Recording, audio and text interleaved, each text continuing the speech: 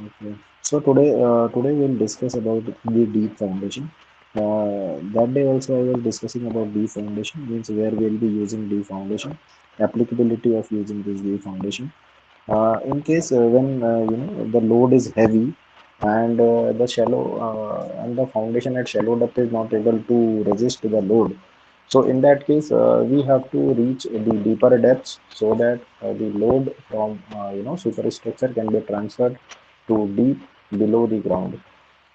Now, introduction about the deep foundation. So in situation where soil at shallow depth is poor, and in order to transmit the load safely, the depth of the foundation has to be increased till the suitable soil stratum is met.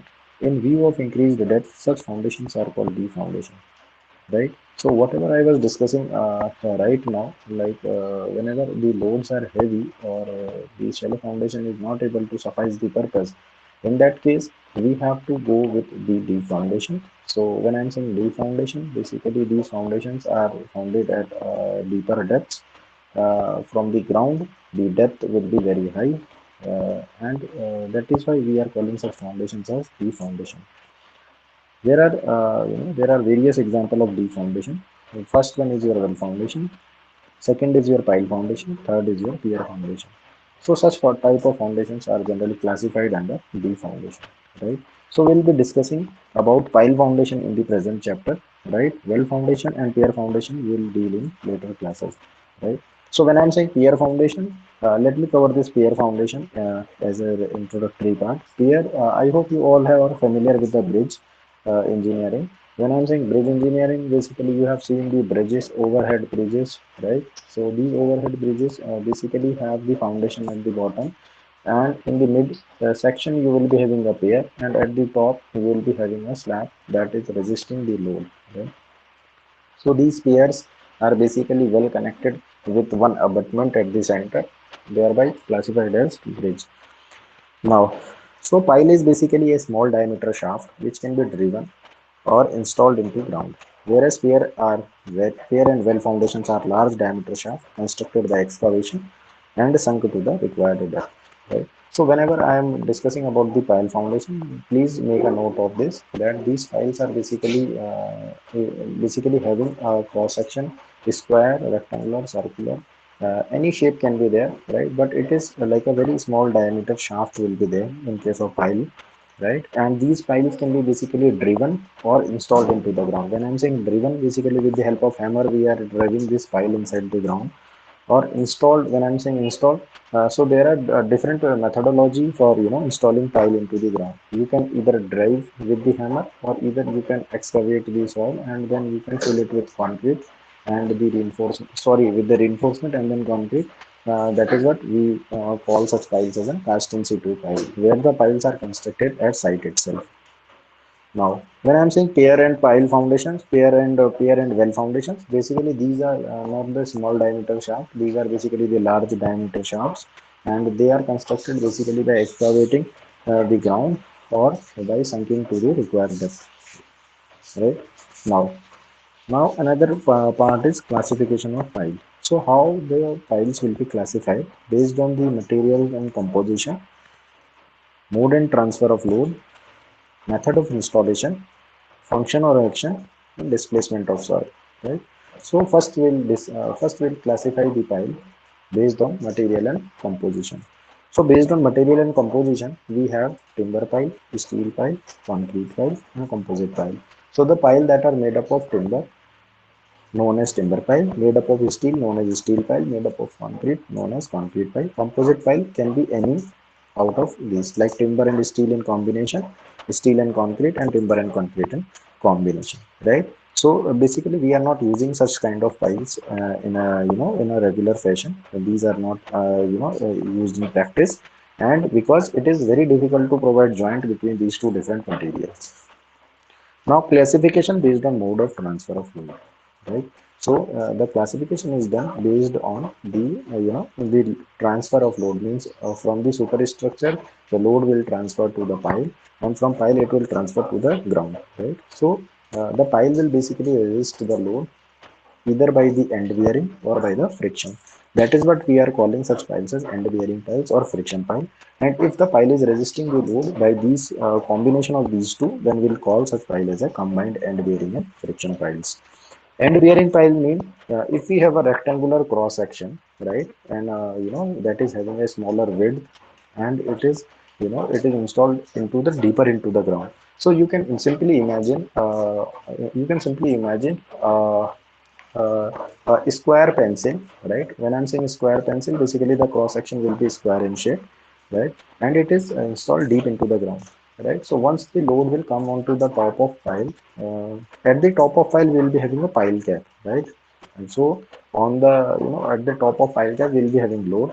So from pile cap the load will transfer to the pile, and from pile to the deep below the ground. So the load transfer mechanism will be through the end bearing or by the friction. So when I'm saying end bearing, basically the tip of pile at the end, basically that is resisting the entire load. When I'm saying friction pile, so the surface of pile, that is the end surface or the side surface of the pile, will basically resist the entire load. Combined end bearing and friction mean with the action of both the tip resistance and the side friction resistance, the pile is resisting the load.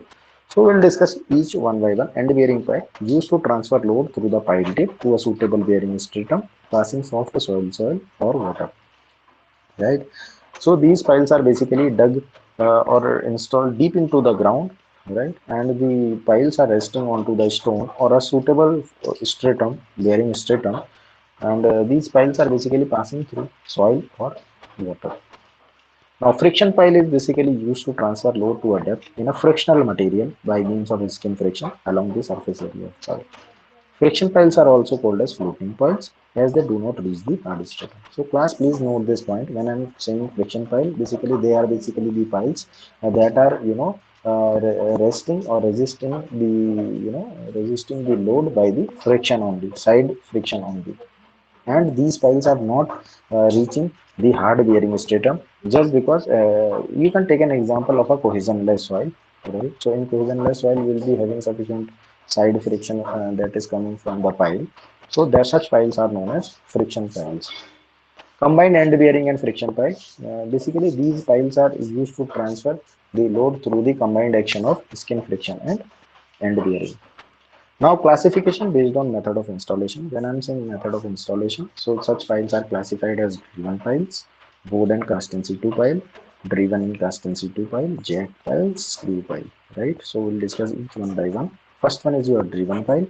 So in driven pile, basically timber pile, steel piles or precast concrete piles may be driven into position either vertically or at an inclination, right? So with the help of pile hammers and pile driving equipment, we are for driven pile, basically we are using such equipments known as pile driving equipment, in which we have a pile hammer that is hammering the pile at the top and driving the pile inside the ground.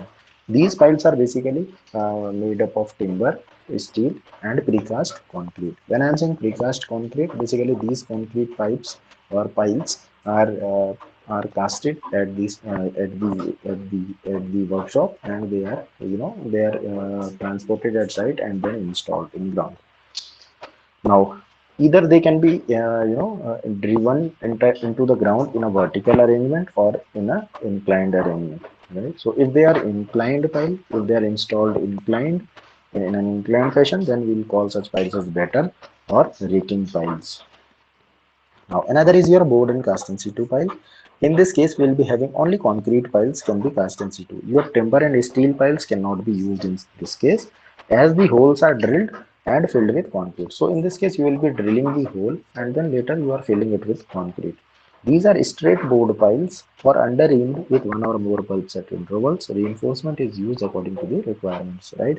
So in case of board and cast in situ piles, we'll be having like single reinforced or doubly reinforced, not singly reinforced or doubly reinforced. Basically, these are under reamed piles, and reinforcement can be used as per the requirement at site, right? So these are basically the straight board piles. These board and cast in situ piles are not inclined piles; they are only straight vertically aligned piles, right? And only the excavation you have to do, and then you have to fill the excavated portion. You have to place the reinforcement cage inside the excavated portion, and then you have to fill it with the concrete. Now another case is you are driven in cast in situ pile. So in case of your driven in cast in situ pile, a closed end casing or a shell is driven into the ground.